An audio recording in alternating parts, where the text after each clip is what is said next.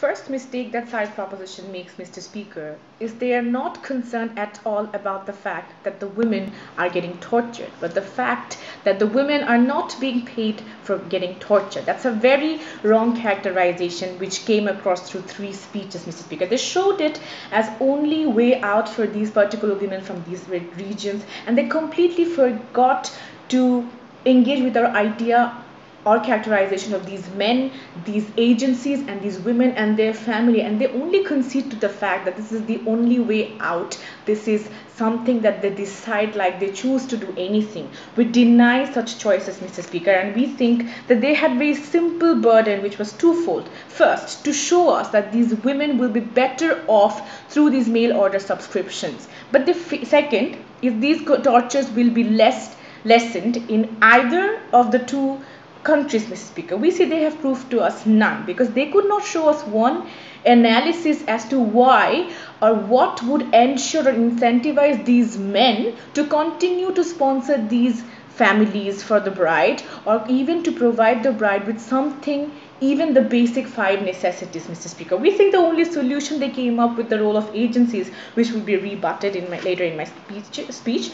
But to begin with, we have three basic questions of this debate. First, whether being beaten up by a rich husband over a poor husband is a choice to begin with. Second, whether regulations would work in this particular context. And third, what is the exclusive harm associated with mail order bride subscriptions. First, whether being beaten up for payment is actually a choice. Mr. Speaker, we think that this is not, because the very reason that creates these beat up wife fetishes, or these wife acting subservient, is the idea of male superiority, and the idea that we want to change through all the policies, all the laws, all the awareness programs and education that we have been doing since the dawn of, I don't know, probably true civilization. We, Mr. Speaker, think that principally it's still wrong to give away your right towards slavery in exchange for money, even if you have a consent, Mr. Speaker, because we don't allow anyone to sell a kidney even if they think that they don't need the kidney more than they need the money.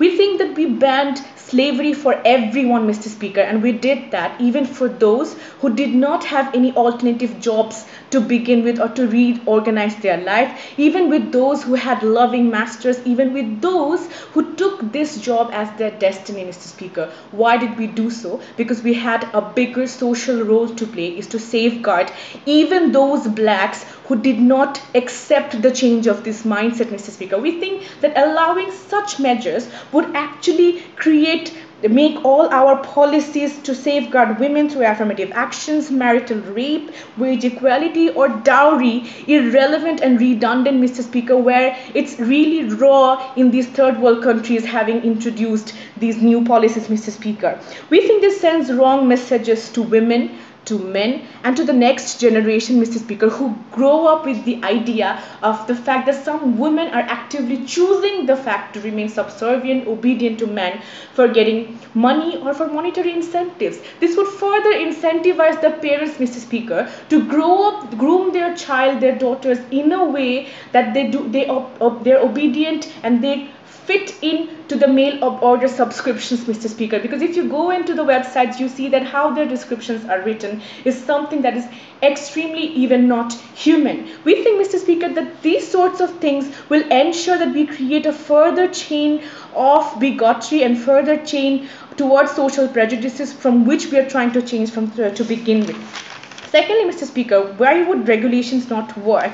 We think, Mr. Speaker, for three reasons. First, legal loopholes. We think that when these agencies are working for the family, the only way to find out whether authentic or information is provided or not is to somehow cross-check it. It's impossible for me, sitting in a Filipino village, cross-check an information about a UK mail or a US mail, Mr. Speaker, which is much more easier by calling my uncle through local matrimonial sites, Mr. Speaker. So the only way the families will be left with is to rely on the agencies. Second, we might say that the agencies have a reputation to protect and they would do that. We say no, Mr. Speaker, because these villages come in the form of regular women being missing, regular rapes occurring and murders occurring, Mr. Speaker, and they do not have anything to that really makes the parents aware, because we have seen that in India, in Jharkhand, such parents are there who are selling off their daughters through either mail order brides or through sex trafficking brokers, Mr. Speaker, and we simply do not think that the agencies will be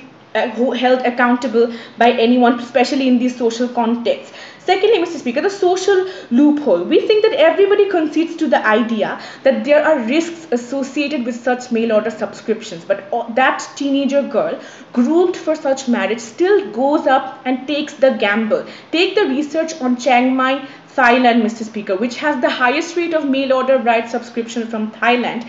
Girls there, when interviewed, said that they knew about the wrong consequences, but they still thought that all those Western images coming from Roman holiday probably might be true, and they're ready to take the gamble. They're forced actually to take the gamble and give their consent, Mr. Speaker, because they have no alternative shelter. And that's a problem, because that's a choice, Mr. Speaker, they only make when they have no other choice. And legitimizing these things, Mr. Speaker, make sure that these choices are imposed on the girls from their very birth, Mr. Speaker, and that way our policies becomes failed, because these women for whom growing up and challenging the prejudices in a third world country context is more difficult, so they don't even opt in and see themselves in a different way, because that comes at a higher cost to them, and subscribing as a mail order bride becomes much more easier for them, Mr. Speaker. Moreover, Mr. Speaker, we move on to our third point, that is what is the exclusive harm. We think, Mr. Speaker, that you have to understand that these men could have purchased a prostitute or a dating or look for relationships through a dating site, but still he does not. He pays a higher amount first, because on prostitution or any other sort of such organization, you cannot own the person for long term. These are all one term based contract, when the prostitute can say no, or the agencies are much more regularly apparent. We think, Mr. Speaker, that this particular notion is wrong, because it creates a long-term stuck-up circle for the women. They have given us the statistics on how successful these marriages are in the US. We say 80% success rates mean that 80% times these women are stuck in these marriages, Mr. Speaker. Why exactly so? Because even if you think that the role of agencies is fully functional, the maximum they could do is to bring you out of that marriage and put you back in your old village. They would never take further financial responsibility of you, your child, or your family, and that would what play in the woman's mind when she's being tortured by the husband. She would still give in and concede to those tortures in the fear of being thrown back to her original life, which is a problem, and that makes opt-out cost much higher for these families and these